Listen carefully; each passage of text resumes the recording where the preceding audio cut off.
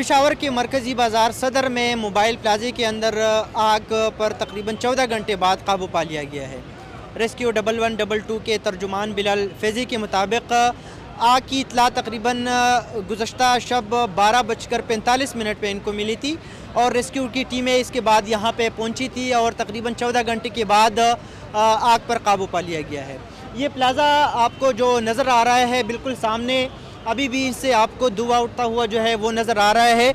ये mobile accessories का plaza है जहाँ पे मोबाइल की हैंड्स फ्रीज़, मुख्तलिफ बैटरियाँ, साथ में पावर बैंक, साथ में जो मुख्तलिफ पावर केबल्स है, लाइटनिंग केबल्स है, चार्जिंग केबल्स है, वो सारी चीज़ें जो एक्सेसरीज़ वो इसी प्लाज़े के अंदर मौजूद होती है। और ये होल सेल का प्लाज़ा है। यहाँ से पूरे सूबे में मुख्तलिफ जो छोटे शॉप्स है वहाँ पे सप्लाई की जाती है।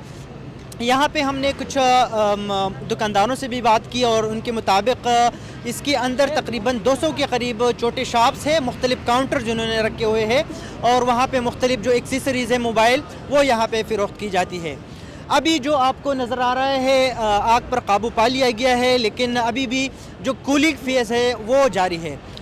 फायर किसी भी इमारत में जब आग लग जाती है तो इसके बाद उसी इमारत को ठंडा करने के लिए इसको पानी के ज़रिए ठंडा किया जाता है। तो अभी कूलिंग फेज़ जो है वो जारी है रेस्क्यू अमली की जानिब से। और साथ में इमारत के अंदर चूँकि धुआं भी है तो धुआं निकालने के लिए, स्मोक निकालने के लिए स्मोक इजेक्टर्स जो है वो टेक्निक इस्तेमाल की जाती है ताकि इमारत के अंदर में जो धुआं मौजूद है उनको निकाला जा सके। अगर कैमरा आपको दिखा सके, जो ये अभी भी सामने जो आपको नज़र आ रहा है ये इसी प्लाजे का जो मेन एंट्रेंस है, ये बालाई मंजिल है और नीचे जो टाइम सेंटर वाला बोर्ड है ये इनका जो मरकज़ी दरवाज़ा है। और इसके पीछे जो है ये प्लाज़ा पीछे तक दिया गया है और इनके साथ मुत्तसिल वहाँ पे एक लंडा बाज़ार भी है जहाँ पे मुख्तलिफ शॉप्स है, लंडा के मुख्तलिफ चीज़ें वहाँ पे बेची जाती है और वहाँ पे भी कुछ नुकसान वहाँ पे भी हुआ है।